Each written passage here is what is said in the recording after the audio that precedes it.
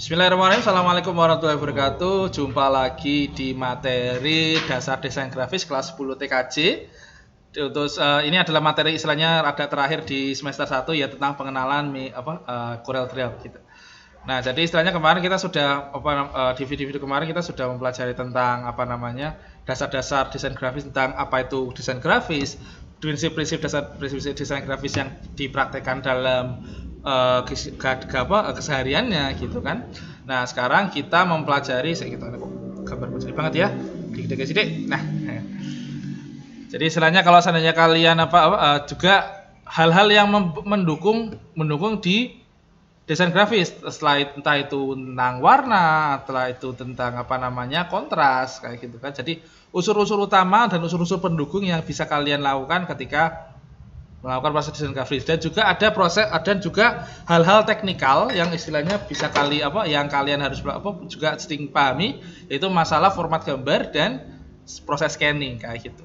Nah, sekarang kita sudah mulai harusnya sudah mulai praktikum. Nah, praktikum, tapi untuk praktikum ini ya mau tidak mau kita harus mengenali dulu tentang apa itu yang namanya Corel Draw. Nah, untuk Corel Draw itu aslinya merek dagang sih, jadi istilahnya merek. Nah, Corel Draw ini adalah aplikasi yang digunakan untuk proses pembuatan pembuatan dan manipulasi gambar-gambar yang sifatnya vektor. Nah, kalau mungkin istilahnya saya carikan materi dulu tentang ini ya. Materi gambar vektor dan materi gambar bitmap. Indikatornya saya matikan dulu. Setelah itu saya ke sini. Vektor dan bitmap. Nah,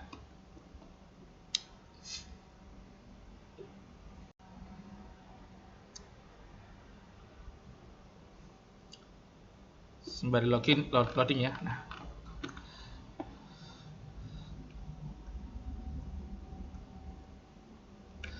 ini ya. Jadi kalau sedang kita ngomong masalah desain grafis, kita tidak bisa lepas dari yang namanya dua jenis gambar yang akan sering banget kita hadapi. Pertama adalah gambar yang dengan jenis gambar vektor, dan satu lagi adalah gambar dengan jenis gambar bitmap atau raster seperti itu. Nah, kita lihat pertama adalah pengertian gambar vektor. Gambar vektor ini adalah gambar yang bersifat yang pada dasarnya bukan terbentuk dari poligon. Poligon itu adalah dari titik dan garis. Nah, titik dan garis ini pada dasarnya itu bentuknya itu kayak kurva. Kalau mungkin kalian pernah kalian di pelajaran matematika ada yang tahu kurva Cartesius. Jadi istilahnya kan yang melengkung-melengkung itu. Nah, pada dasarnya itu gambar vektor ya kayak gitu. Jadi gambar yang terdiri dari garis dan titik, dan dipadukan dengan warna dan juga layering, istilahnya penumpukan gambar yang tepat sehingga terjadi gambar yang bagus seperti itu. Nah, diisi garis, warna, nodes dan lain sebagainya. Nah, sedangkan kalau bitmap itu adalah gambar yang terbuat dari titik-titik yang tersusun secara rata gitu kan, berlajur seperti itu. Nah, berlajur seperti yang istilahnya yang disebut dengan piksel. Nah, gambar bitmap ini istilahnya bisa dibilang adalah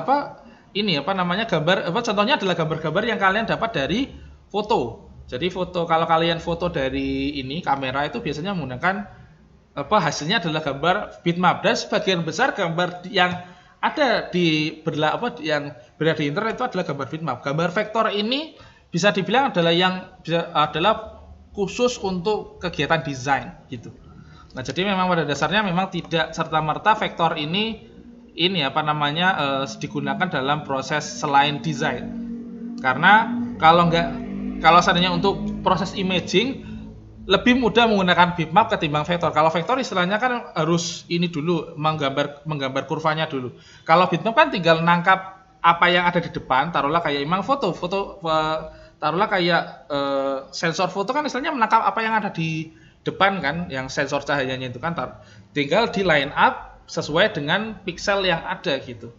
Dan tentu saja masing-masing vektor dan bitmap ini memiliki kelebihan dan kurang masing-masing. Kalau istilahnya gambar vektor itu dia gambar vektor ini istilahnya kalau masalah jenis gambar dan ukuran ini bisa gini, saya baca aja deh.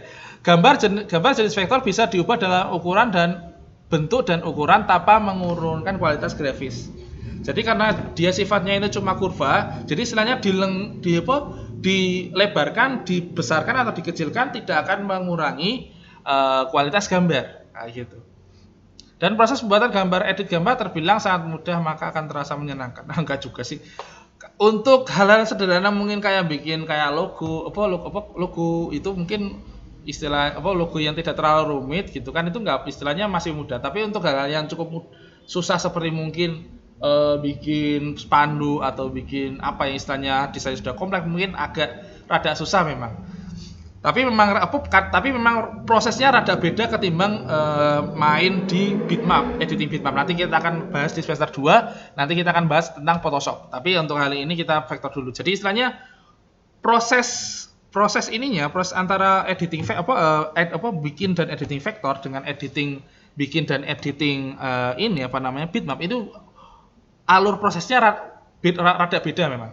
Nah, setelah itu untuk grafis vektor di print kualitas terbaik di printer, kapasitas ini yang kalau bisa dibilang ini terbaik. Ini adalah kapasitas penyimpanan atau file size atau ukuran gambar dari gambar vektor ini tidak terlalu besar dibandingkan dengan ini bitmap, karena bitmap ini memang yang disimpan itu adalah titik-titiknya, itu titik, koordinat titik dan warnanya. Jadi istilahnya taruhlah gambar 1 megapiksel, maka istilahnya yang disimpan ya 1 mega, sedangkan gambar vektor istilahnya dengan ukuran yang sama bisa disimpan dengan ukuran yang lebih kecil seperti itu.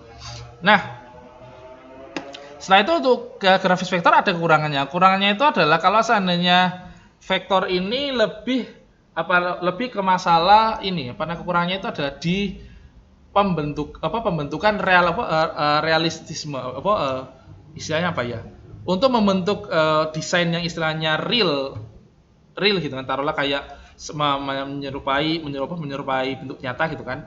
Itu bukannya mustahil tapi sangat susah untuk menghasilkan warna-warna yang istilahnya natural, kayak gradasi warna kulit, setelah itu kayak untayan rambut gitu kan, kayak orang foto gitu kan. Itu rada sangat susah karena memang fungsinya ini grafis vektor itu pada dasarnya pengen dibuat untuk menggambarkan hal-hal sederhana gitu kan, kayak membuat kayak logo gitu, dan juga kayak desain-desain yang istilahnya kayak blog, istilahnya kayak kayak gini gitu kan. Jadi istilahnya ya enggak kan, untuk desain-desain seperti ini, taruhlah saya kasih contoh gambar buku ya. Nah, contohnya kayak ini istilahnya kan cuma tulisan aja, setelah itu istilahnya ada gambar JPEG seperti ini pun istilahnya cuma ditempel aja, setelah itu ada garis-garis seperti ini. Jadi istilahnya desain-desain yang sifatnya tidak terlalu rumit dan tidak mengandalkan gradasi yang istilahnya natural, itu vektor bagus. Tapi kalau istilahnya kalau pengen menghasilkan gambar-gambar yang sifatnya natural, gradasi warna kulit, setelah itu mungkin kayak lelukan baju, itu memang rada susah. Bukannya mustahil, ada orang-orang yang istilahnya, taruhlah saya kasih contoh aja wis. Di sini raster Corel Draw.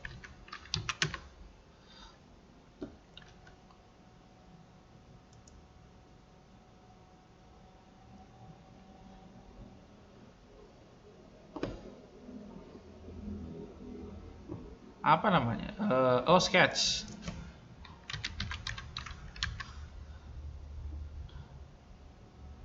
Nah, istilahnya kayak membentuk gambar-gambar yang istilahnya kayak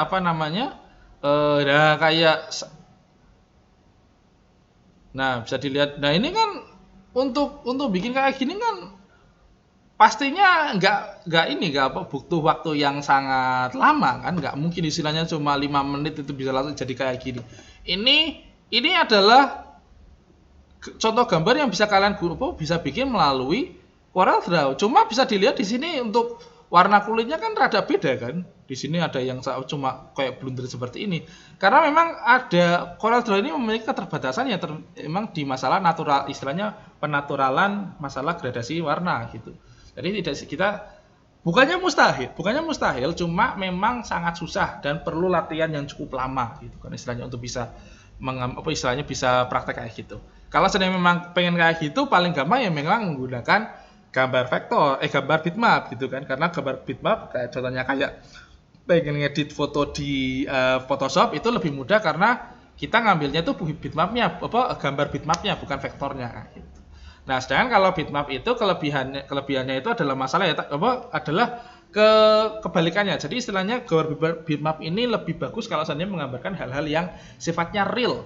Istilahnya real, istilahnya gambar-gambar yang istilahnya natural gitu kan. Jadi istilahnya kayak orang gitu kan, gambarin orang, setelah itu mungkin gambar binatang, pemandangan alam gitu kan. Kalau istilahnya gambar pemandangan alam lewat vektor rada susah karena objeknya sangat banyak. Sedangkan kalau istilahnya pengen gambar depan sekolahan gitu kan tinggal jepret jadi. Apalagi sekarang sudah ada di tiap HP sudah ada foto. Dan untuk editingnya juga prosesnya juga lebih beda lagi dan istilahnya juga kadang kalau menurut saya lebih pribadi memang untuk editing di bitmap itu lebih mudah ketimbang editing di Corel gitu. Karena Corel ini memang menurut saya pribadi Corel ini saya lebih memanfaatkannya untuk desain ketimbang untuk editing untuk editing gitu, editing atau istilahnya manipulasi gambar kayak gitu. Jadi istilahnya untuk hal-hal yang sifatnya untuk desain kayak bikin poster, spanduk, saya lebih memilih Corel. Tapi istilahnya untuk taruhlah kayak bikin istilahnya mempercantik wajah atau mungkin istilahnya memperbagus foto prewed gitu kan, itu pakainya ya Photoshop gitu. Nah, tapi kekurangannya itu adalah di ukuran gambar. Terutama kalau seandainya sekarang itu kan terutama kayak HP sekarang kan ukuran kameranya kan luar biasa tinggi. Contoh kayak HP saya ini kamera saya 16 megapiksel. 16 megapiksel sekali jepret ya bisa sampai puluhan mega sekali jepret gitu kan. Jadi istilahnya memang tidak serta kekurangannya di situ. Makanya sekarang itu HP itu berlomba-lomba di internalnya ada yang 64 giga, 128, 256. Itu hasilnya ya biar bisa nyimpan banyak foto gitu. Karena produsen HP ini sudah menyadari kalau dengan kamera yang semakin besar berarti nanti hasil fotonya itu juga semakin bagus, tapi juga ukuran file gambarnya itu juga semakin besar. Jadi HP ini juga butuh space penyimpanan yang juga lebih besar seperti itu. Jadi istilahnya Pak, berarti kalau antara bitmap sama vektor bagusan mana Bapak? Tergantung situasi dan kondisi dan kebutuhan. Kalau saya pribadi kebutuhannya itu kalau seandainya memang hanya untuk kebutuhannya itu untuk murni untuk desain untuk spanduk atau apalah yang tadi saya bilang gitu, itu saya lebih memilih untuk Corel dan menggunakan vektor. Tapi istilahnya kalau seandainya memang itu yang digunakan itu adalah untuk proses manipulasi gambar, taruhlah kayak nge-remove background foto gitu kan, atau mungkin istilahnya pengen mempercantik wajah, menghilangkan jerawat di foto pakai Photoshop, itu kan ada kayak gitu. Ya itu bisa saya lebih menggunakan Photoshop gitu. Nah, ini adalah perbedaannya ya. Nah, kalau untuk aplikasi yang digunakan untuk pembuatan vektor dan bitmap, yang sering saya gunakan itu adalah Corel Draw untuk vektor dan Photoshop untuk bitmap. Aslinya sih banyak aplikasi yang digunakan, ada InDesign, ada GIMP, ada banyak banget. Cuman ya memang istilahnya yang saya familiar dan istilahnya saya sesuaikan dengan kurikulumnya SMK Setiabudi. Ya, jadi saya pakainya Corel Draw. Nah, untuk kali ini setelah kita memahami tentang apa itu vektor, apa itu bitmap, dan apa kelebihannya dan kekurangannya, dan bagaimana bagaimana istilahnya aplikasinya dalam kehidupan sehari-hari, terutama untuk desain grafis dan imaging gitu kan, maka kita menuju ke Corel Draw. Nah, ini adalah tampilan CorelDRAW. Jadi CorelDRAW seperti ini. Kalau kalian istilahnya aplikasi dan hanya ada di sementara ini masih ada cuma di PC. Kalau seandainya kalian pengen nyari gambar vektor apa aplikasi vektor yang ada di HP, coba saya cari ada nggak ya? APK vektor Android.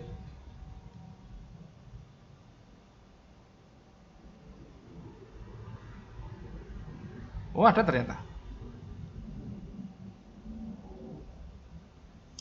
Oh, kalau di ini apa namanya?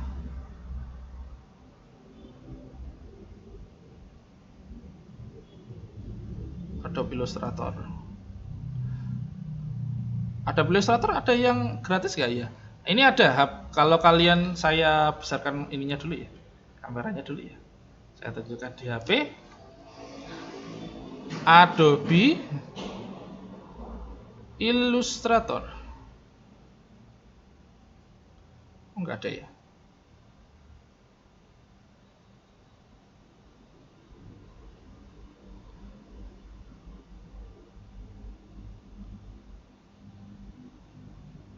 Oh, nggak ada kayaknya sih emang kayak KE. Coba di ini Canva dulu. Oh, Canva cuma ini doang ya.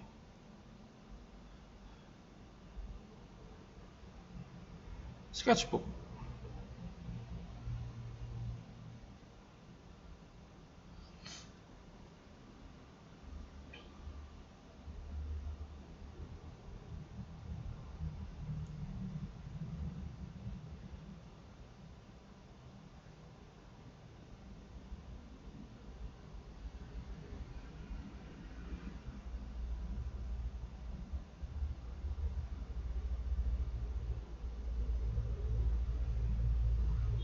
Emang kayak emang rada susah sih ya.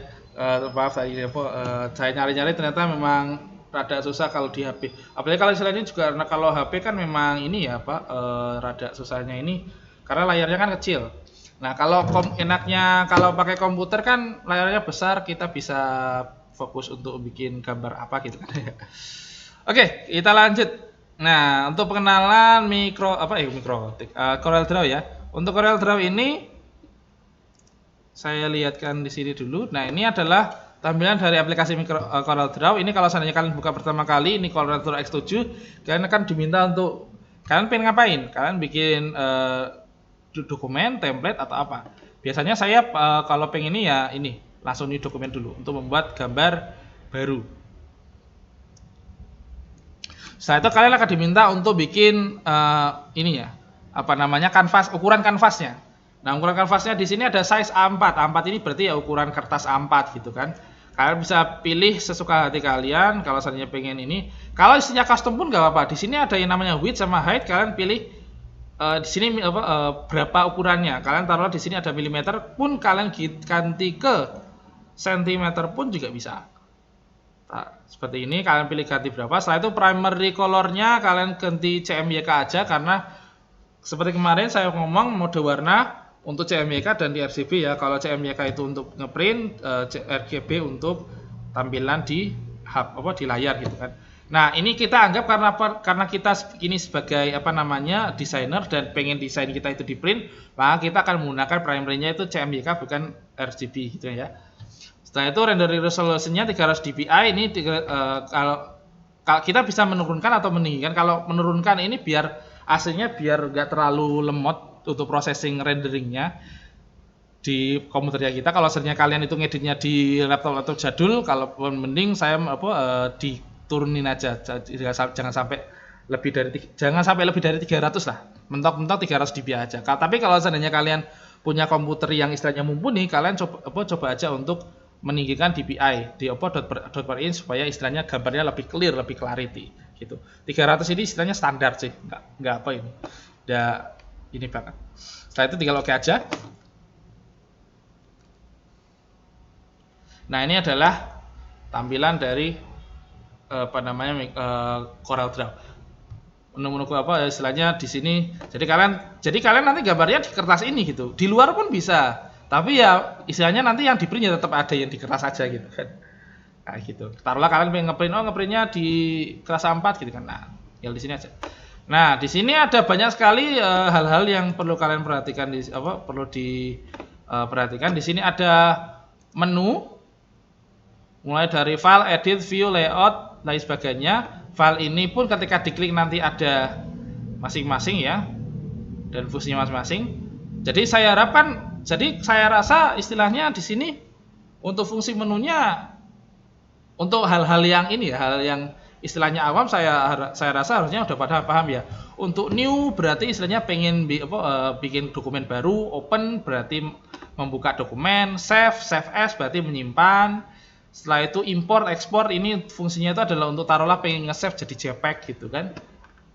Setelah itu di sini ada edit, ada undo, redo seperti biasa ya, undo untuk mengulangi, redo untuk mengulang yang tadi gitu kan. Setelah itu ada cut, copy, paste, delete, semuanya ada juga. Di sini ada juga ada view. View ini adalah kalau seandainya kalian pengen ada peralatan tambahan, contohnya kayak grid.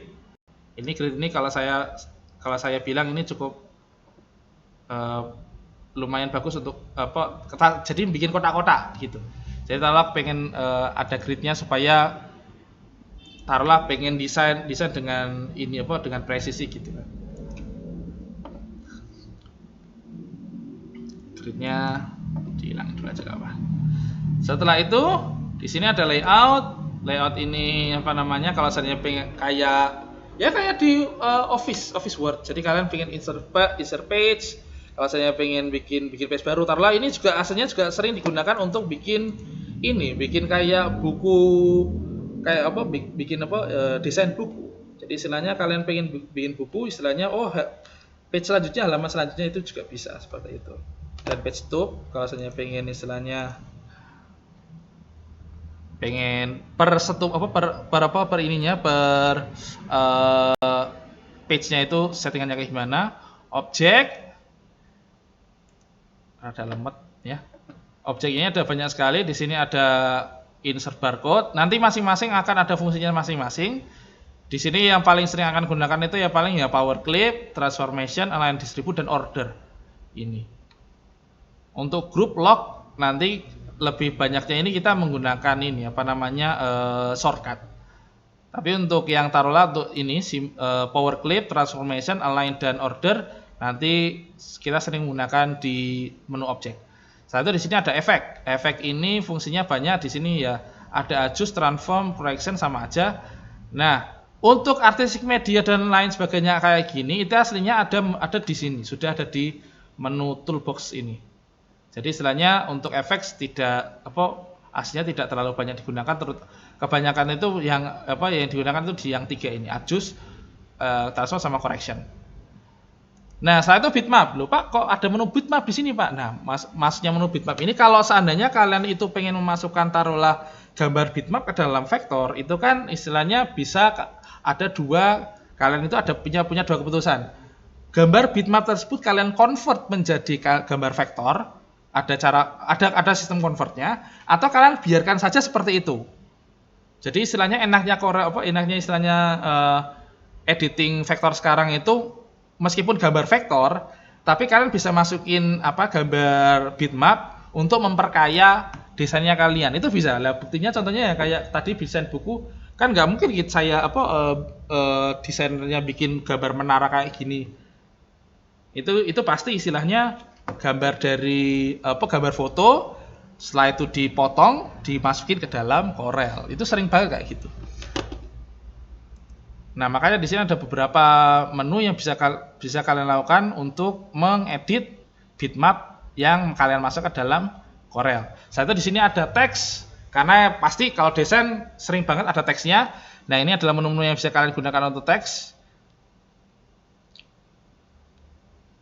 Satu ini ada table. Table itu ya tabel. Kalau seandainya kalian ingin bikin tabel ya. Kalau seandainya kalian istilahnya Corel Draw ini kan pada dasarnya kan juga untuk desain yang multifungsi. Jadi saya ingin bikin buku kan istilahnya bikin desain kan juga bisa. Setelah itu ada tools. Ada kalau tools ini jarang banget dipakai sih. Paling cuma color management saja kalau seandainya kalian itu istilahnya benar-benar orang yang sangat peka sama warna. Kalian istilahnya kan pengen supaya warna yang kalian lihat di layar sama yang ada di print itu sama. Itu sering kayak gitu. Ada beberapa orang yang istilahnya memang benar-benar obsesi, istilahnya perfeksionis masalah warna itu banyak banget.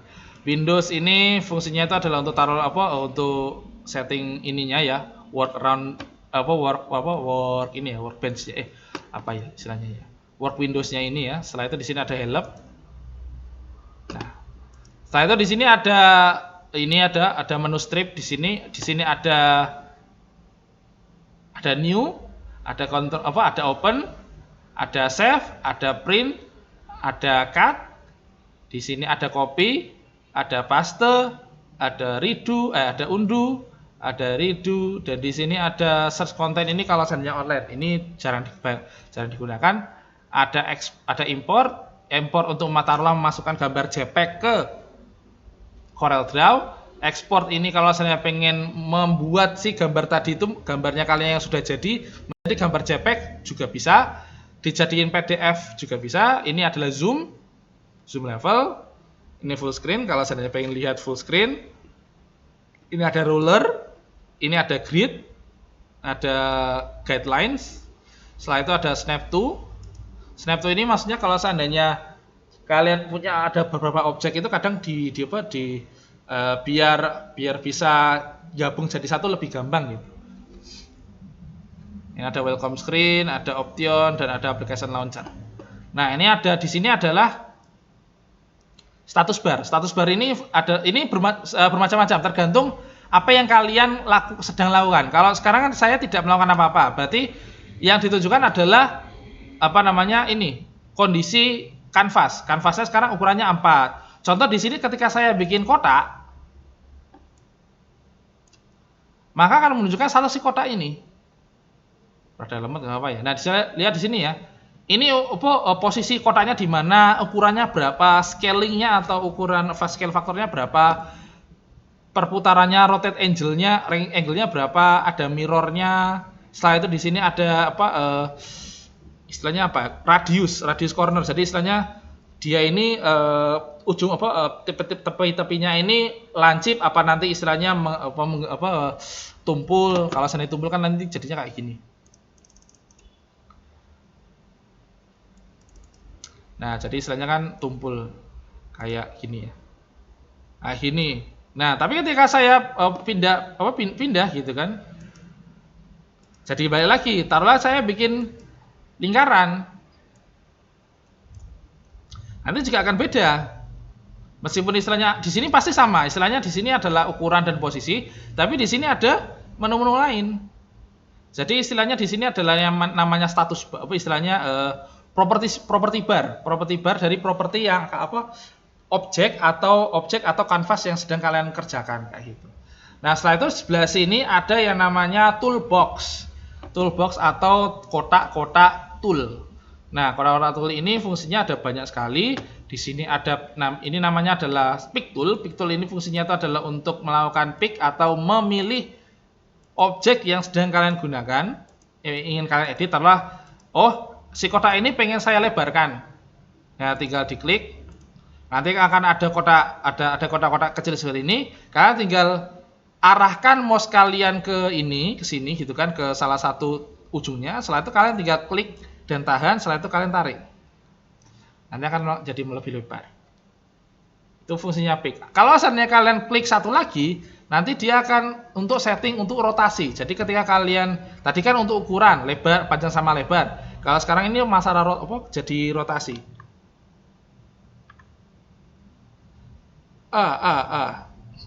Bentar ya. Nah, ini adalah rotasi untuk rotasi. Jadi ketika rotasi sama skew, istilahnya mereng. Kalau seandainya kalian pengen rotasi, di rotasi kayak gini bisa seperti ini. Atau kalian istilahnya pengen jadi skew, jadi kayak trapesium jajar genjang. Kayak gini juga bisa. Nah, ini adalah fungsinya pick tool. Itu untuk memilih. Setelah itu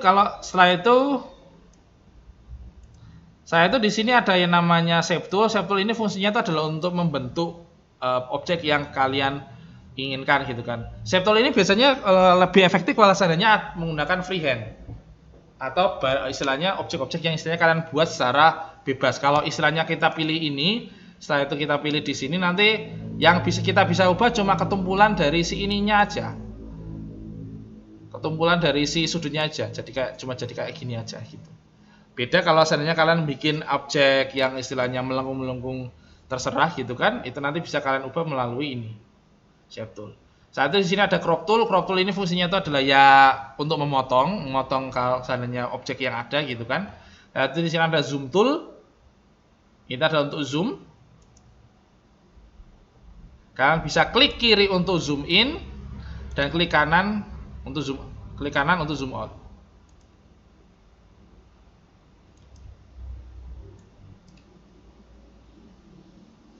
Atau kalau misalnya kalian pilih zoom, di sini ada menu-menu yang lain. Di sini ada plus minus.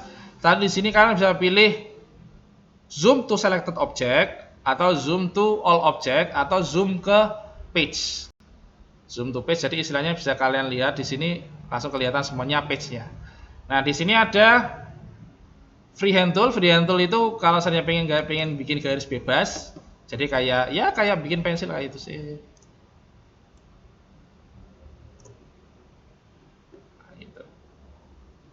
Ada lemot ya. Nah, setelah itu di sini kalau seandainya ini ada tool yang ada kayak tanda-tanda panah seperti ini, aslinya ada tool yang lain. Contohnya kayak pick pun aslinya ada freehand pick sama free transform. Cuma menurut saya untuk yang selain ini aslinya tidak terlalu ini banget, tidak terlalu penting banget untuk pemula. Yang paling penting biasanya itu di sini. Selain freehand tool, di sini ada yang namanya Bezier, two point line sama pen. Ini bisa digunakan untuk kalau seandainya kalian pengen bikin garis-garis yang sifatnya bebas. Setelah itu di sini ada artistic media tool. Artistic media tool ini bisa digunakan untuk kayak istilahnya kayak kuas gitu. Di sini ada banyak sekali menunya, ada preset, ada brush, ada sprayer, ada kaligrafik, dan ada stencil, pressure. Jadi istilahnya kalian bisa taruh di sini saya pengen ini ya kaligrafik ya. Nah setelah itu tinggal set. Jadi kayak kaligrafi Arab gitu set.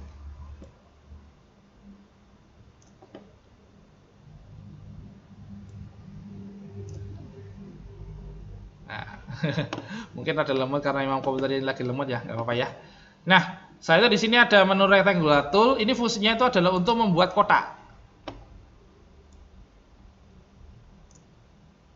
Nah, ini kan balok ya, jadi panjang sama tingginya beda. Tapi kalau misalnya kalian pengen membuat istilahnya kotaknya ini sama bikin persegi, kalian bisa melakukannya dengan cara kalian tekan CTRL, Ctrl di keyboardnya kalian, ditekan terus sambil mengklik dan tahan. Nanti secara otomatis dia akan panjang sama lebarnya akan sama. Saat itu dilepas, setelah itu nanti akan panjang sama akan membuat persegi. Nah setelah itu kalau di bawahnya di sini adalah elliptical tool, ellipse tool. Ini fungsinya itu membuat lonjong atau lingkaran. Dan kalau seandainya kalian itu menekan kontrol dan menarik si ellipse tool ini sama, nanti akan kalian membuat lingkaran yang sempurna. Jari-jarinya nanti sama. Kalau seandainya tidak, nanti jadinya akan lonjong seperti ini. Seperti itu. Selanjutnya di sini ada poligon. Poligon ini kalau seandainya kalian pengen bikin segi berapa gitu kan? Segitiga. Kalau segi 4 sudah ada ya. Segitiga, segi 5, segi 6 atau segi berapapun. Taruhlah di sini saya pengen bikin segi 5. Nah, dan juga sama, kalau seandainya kalian pengen segi 5-nya ini istilahnya nggak lonjong seperti ini, kalian bisa tekan kontrol. Kontrolnya ditekan sambil narik tadi. Jadi istilahnya nanti si segi 5-nya itu nanti panjangnya juga sama. Nah, setelah itu di bawahnya di sini ada text tool. Text tool ini ya seperti yang kalian istilahnya harusnya prediksi untuk membuat teks.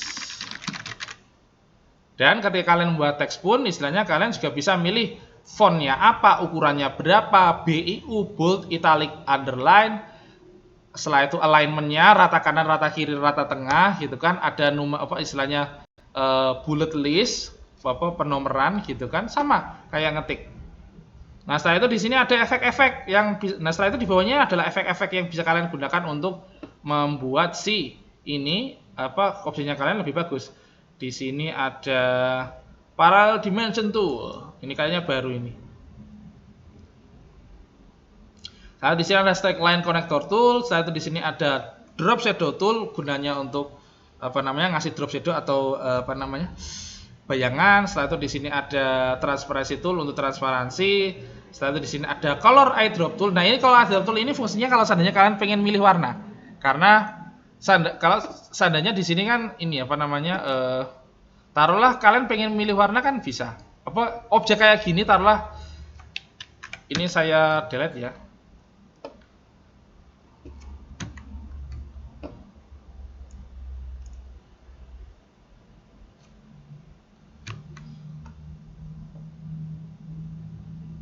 Nah, taruhlah saya pengen bikin kotak. Nah, kotaknya ini saya ganti apa setelah itu di sini ada kordok warna banyak. Taruhlah saya pengen ganti warna merah gitu kan.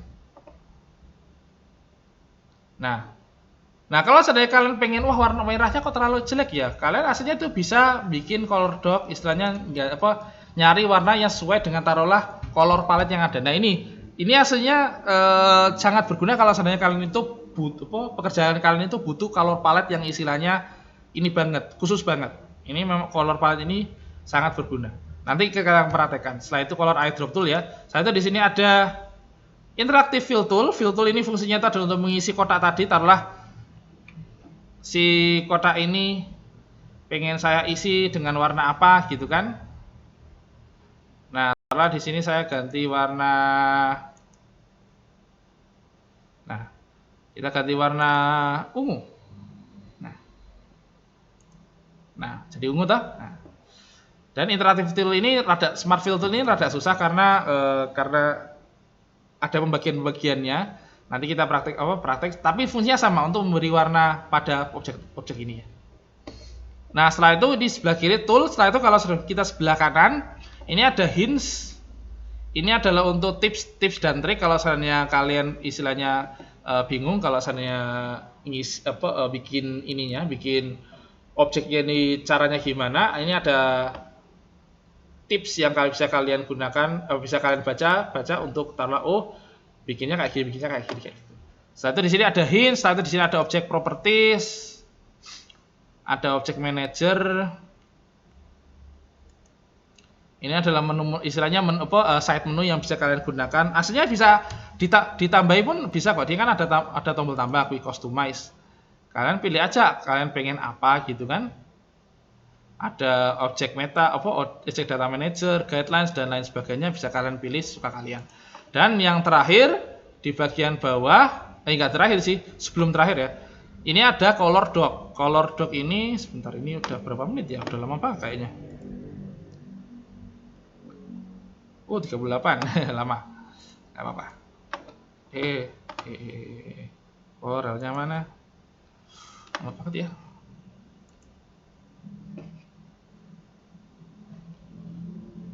Ini apa sih?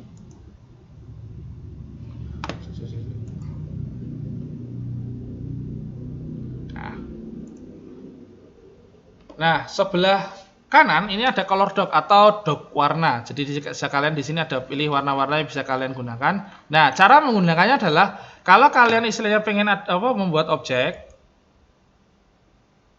Kalau di sini saya bikin lingkaran. Nah, kalian pengen mengisi warna di dalam lingkaran tersebut, maka kalian klik kiri warnanya. Taruh bikin orange. Nah, jadinya kayak gini. Atau kalau seandainya kalian pengen memberi warna pada garisnya, contoh di sini kan garisnya nggak terlalu kelihatan ya. Saya tebalkan. Di sini cara menebalkannya di sini adalah di bagian object properties yang sebelah sini. Di sini ada 0,2 mm ini adalah untuk color thickness, outline thickness. Kalian pilih aja taruhlah 2 mm.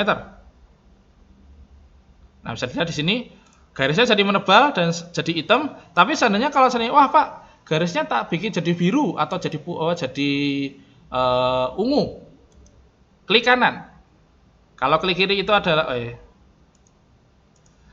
kalau klik kiri itu adalah untuk memberi warna objeknya. Kalau klik kanan itu adalah untuk memberi warna garisnya, kayak gitu.